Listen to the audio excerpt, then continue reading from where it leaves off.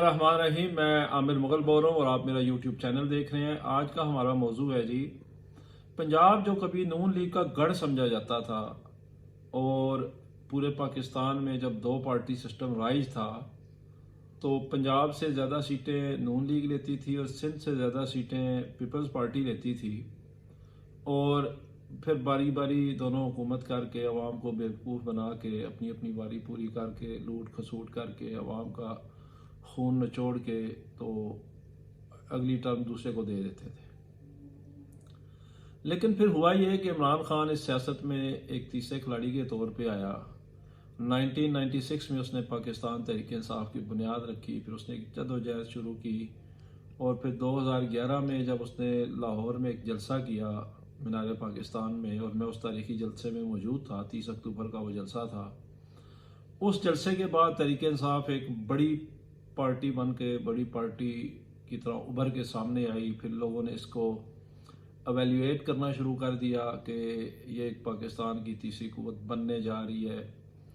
फिर 2013 का जब इलेक्शन हुआ और तहरीक इंसाफ उसमें कोई बहुत ज़्यादा कामयाबियाँ नहीं हासिल कर सकी कौमी सतह पर, सूबाई सतह पर तो एक पूरा सूबा जो है उसके पास आ गया, KPK में तहरीक इंसाफ की हुकूमत बन गई। लेकिन पंजाब में कोई खातर खा कामयाबी नहीं मिली पाकिस्तान तहरीक इंसाफ को। कोई MPA की 20-25 सीटें थी और कोई MNA की 10-12-13 सीटें थी और टोटल हमारी कोई रिजर्व सीटें मिला के कौमी असम्बली में जो 35 के करीब हमारी सीटें थी। और उसके बाद इस तरह हुआ कि 2018 आ गया।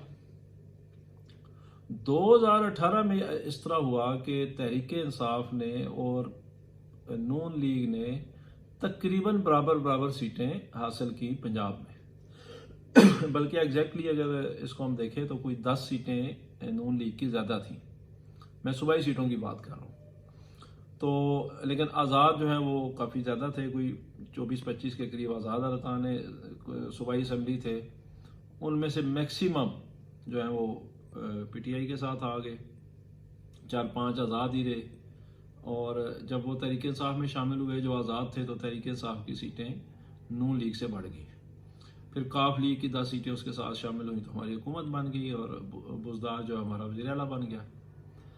तो अगर हम उस इलेक्शन को फेयर भी मान लें, देखिए 2018 के इलेक्शन पे दो किस्म की आरा पाई जाती हैं। एक राय ये है कि इस्टेब्लिशमेंट ने तहरीक इंसाफ को सपोर्ट किया और तहरीक इंसाफ ने ज़्यादा सीटें ली, और दूसरी राय ये पाई जाती है कि तहरीक इंसाफ ने एस्टेब्लिशमेंट ने तहरीक इंसाफ के मैंडेट को कट साइज किया, इतना ज़्यादा मैंडेट उसको नहीं लेने दिया कि वो 2/3 अक्सरियत या सादा अक्सरियत भी ले जाए तो कौमी असम्बली में या सूबाई असम्बली में।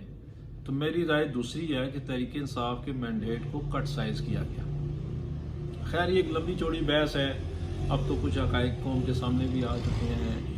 वो आपके सामने जो है वो ख्वाजा आसफ ने भी ये बात मानी है कि मैंने फ़ोन किया तो फिर मैं जीत गया बाजवा साहब को। इस तरह और भी कुछ वाक़यात हमारे सामने हैं। आप तहरीक इंसाफ की सीटों का और नून लीग की सीटों का रिजल्ट उठा के देख लें 2018 का। आप जाएं अभी कौमी असम्बली की वेबसाइट पे, इलेक्शन कमीशन की वेबसाइट पे, तो हमारी कोई 20 से 25 सीटें ऐसी हैं जो हम 2000, 1000, 1500, 1800 के मार्जिन से आ रहे हैं। 20 से 25 कौमी असम्बली की सीटें। अगर ये 20 से 25 सीटें हम जीत जाते 2018 में, तो हमारी 2018 में 155 सीटें हम जीते थे, तो ये 25 होती तो हमारी ये बन जाती तकरीबन 180 सीटें और हमें सादा अक्सरियत कौमी असम्बली में हासिल हो जाती। हमें किसी इत्तेहादी पार्टी की ज़रूरत ना रहती, क्योंकि उस वक्त 172 पे सादा अक्सरियत बनती थी और अभी थोड़ी सीटें कम हुई हैं फाटा की वजह से, जो भी नई हल्का बंदियाँ हो रही हैं। तो अब 266 सीटें हैं, अब पहले 272 हल्के थे, तो अब जो है वो सादा अक्सरियत बनती है 169 की, यानी कि 169 की। तो खैर ये अपना अपना राय है, अपना अपना नुक्ता नज़र है। हमारा ये ख्याल है तहरीक इंसाफ वालों का, और खान साहब भी इस पर इज़हार ख्याल कर चुके हैं कि तहरीक इंसाफ के मैंडेट को कट साइज किया गया था। हमारे पास तो कुछ प्रूफ भी मौजूद है। बहरहाल वक्त आगे बढ़ रहा है। अब हम इस चीज़ को मैं आपके साथ डिस्कस करने के लिए बैठा हूँ कि अब पंजाब किसके साथ खड़ा है। आज मैं सिर्फ पंजाब की बात करने बैठा हूँ आपके साथ। सबसे बड़ा सूबा है पाकिस्तान का, आधा पाकिस्तान है, 60% पाकिस्तान है पंजाब। जिसने भी वज़ीर आज़म बनना होता है वो पंजाब की मदद के बगैर नहीं बन सकता पाकिस्तान का वज़ीर आज़म।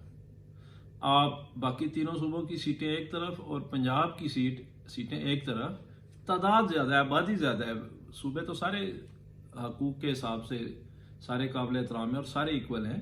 इसीलिए पाकिस्तान में सेनेट जो है बनाई गई थी और इसमें सारे सूबों की बराबर नुमाइंदगी रखी गई थी कि अगर कानून साजी किसी भी मामले में हो तो फिर वहाँ से भी इसकी मंजूरी ज़रूरी है ताकि छोटे सूबों में एहसास महरूमी पैदा ना हो। आज आपके साथ जो मैं डिस्कस करने लगा हूँ वो ये डिस्कस करने लगा हूँ कि अब पंजाबी किसके साथ खड़े हैं। वैसे तो पंजाब में बहुत सारी कौमें हैं, ये हमारा खिता पटवार भी पंजाब में शामिल है, सराइकी बेल्ट भी पंजाब में शामिल है और इंटीरियर पंजाब जिसको बेसिक पंजाब कहा जाता है, ये सारा पंजाब के पहले 36 ज़िले थे। हमारे दौरे हुकूमत में शायद कुछ 6-8 बड़े हैं तो 40 या 42 अब हो गए हैं ज़िले।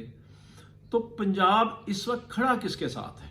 2018 में तो इसने कोई 50-50% मैंडेट दे दिया था पंजाब ने, आधा मैंडेट इसने दे दिया था नून लीग को, आधा जो है वो पीटीआई को दे दिया था। 10 सीटें काफ लीग को मिली थी, वो भी बाई द वे पीटीआई की हमायत से ही मिली थी। सीट एडजस्टमेंट हुई थी, उन सीटों पे तहरीक इंसाफ ने बंदे नहीं खड़े किए थे।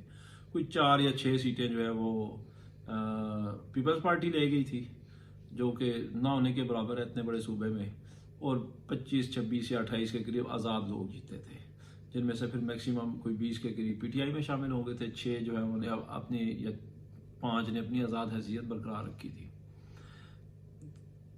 इलेक्शन सबसे बड़ा पैरामीटर होता है, सबसे बड़ा इलेक्शन जो है वो तराजू होता है किसी की मकबूलियत नापने का।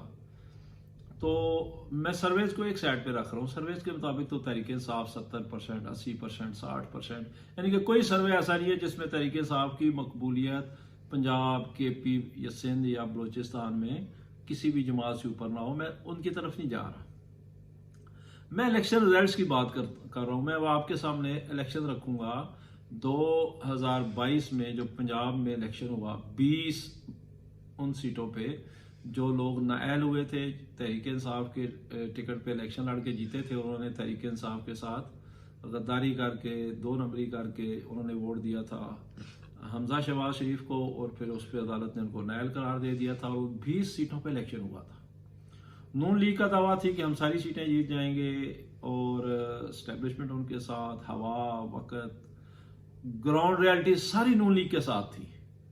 लेकिन तहरीक इंसाफ उसमें से 16-17 सीटें जीत गई, 2 शायद नून लीग जीती थी और एक आध कोई आज़ाद जीता था। तो ये बहुत बड़ा टर्निंग पॉइंट था। सारी रियासती मशीनरी, एस्टेब्लिशमेंट, ग्राउंड रियलिटीज, रियासत के सारे अदारे नून लीग के साथ खड़े थे। लेकिन पंजाब की आवाम ने अपना फैसला इमरान खान की गोद में डाला। क्या साबित हुआ इससे?